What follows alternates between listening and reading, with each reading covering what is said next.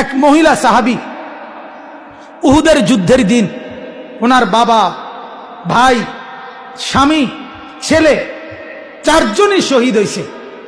মহিলা বারবার এক কথাই জিজ্ঞাসা করছে, মা বালু মুহাম্মদ, বলো না, ছেলের কথা পরে বলো, বাবার কথা বাদ দাও, স্বামীর কথা বাদ দাও, ভাইয়ের কথা বাদ দাও, বলো আমার নবীর কি খবর। ওই মাকে বলছে, মা, আল্লাহর নবী সুস্থ আছেন, জীবিত আছেন, তবে আহত।